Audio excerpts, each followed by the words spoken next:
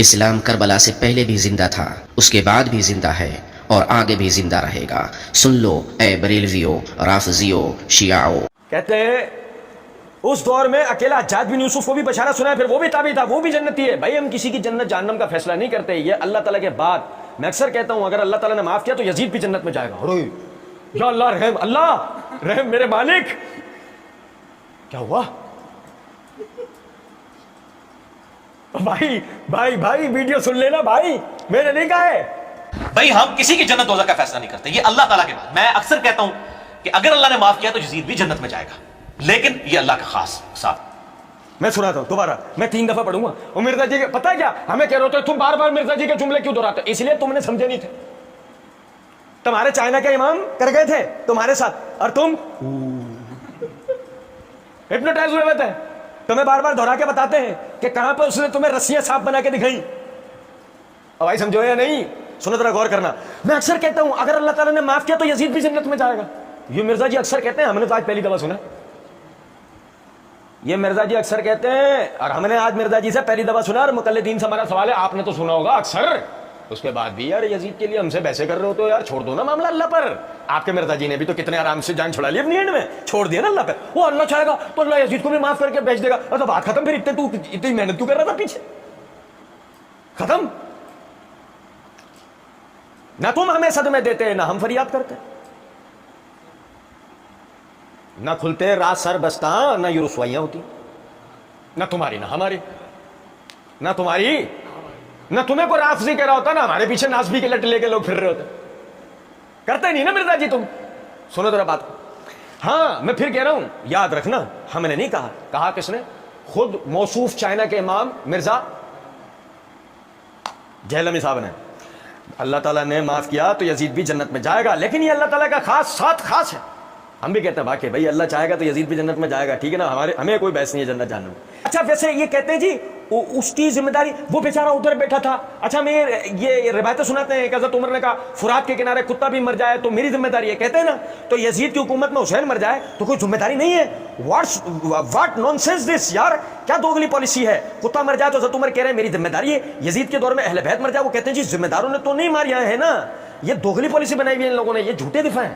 اچھا ویسے ہی کہتے ہیں جی اس کی کیا ذمہ داری ہے، وہ بیچارہ ادھر بیٹھا تھا۔ اچھا ہمیں یہ روایتیں سناتے ہیں حضرت عمر نے کہا فرات کے کنارے کتا بھی مر جائے میری ذمہ داری ہے، کہتے ہیں نا۔ تو یزید کی حکومت میں حسین مر جائے تو کوئی ذمہ داری نہیں ہے؟ واٹ نانسنس دس یار، کیا دوگلی پالیسی ہے؟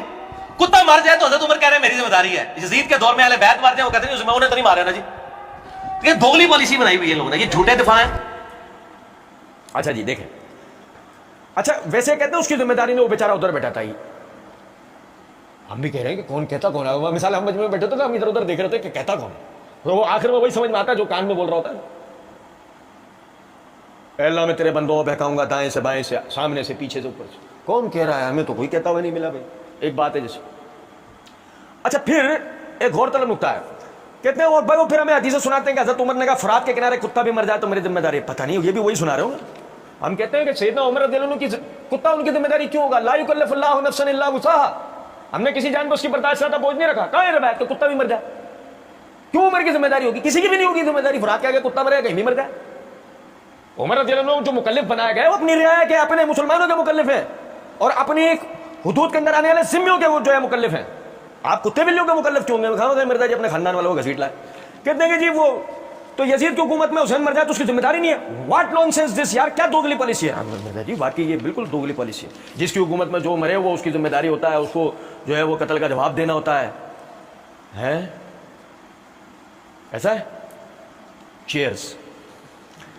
تفسیر قرآن لیکچر 315 سورہ حشر کی تفسیر کرتے ہوئے یعنی آیت 10 سے اینڈ تک مرزا جی بیان کرتے ہوئے ایک جگہ فرماتے ہیں سیدنا زبیر بن عوام کو شہید کرنے والا سیدنا علی رضی اللہ عنہ کے گروہ کا شخص جب سیدنا زبیر کا سر لے کر سیدنا علی کے پاس آیا اور آپ نے اسے جہنم کی بشارت دی تو اس پر یعنی کہ یہ سب ہو گیا نا، تو اس پر مرزا جی نے کہا تو وہ شخص حضرت علی سے ناراض ہو گیا۔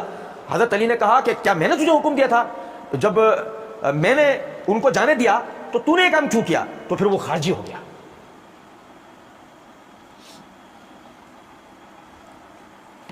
مرزا جی از دس اے نان سینس؟ یزید والا تو نان سینس ہے، ہم آپ کے ساتھ ہیں، ہاتھ میں ہاتھ ڈالیں گلے بھی مل لیں گے، مسئلہ نہیں۔ یزید والا تو نان سینس ہے، پر علی والا اس کا سینس ہے یہ نہیں. قاتل زبیر بن عوام آپ ہی کی حکومت میں آپ ہی کے سامنے آ کر کھڑا ہے، گردن ہاتھ میں ہے. پچھلے دنوں میں نے مستدرک کے حوالے سے روایت پڑھ کے سنائی ہے، حضرت علی کہتے ہیں میں نے تجھے قتل کرنے کا کوئی، اور وہ وہاں سے چلا جاتا ہے اور بقول آپ کا خارج ہو جاتا ہے. اور سیدنا علی سیدنا زبیر کا اسے قصاص نہیں لیتے. مرزا جی کیوں؟ نعوذ باللہ من ذالک. مسئلہ یہ ہے مرزا جی پالیسی دوگلی ان حضرات کی نہیں آپ کی ہے. یزید کا مقابلہ حسین رضی اللہ عنہ سے کرنا جرم ہے.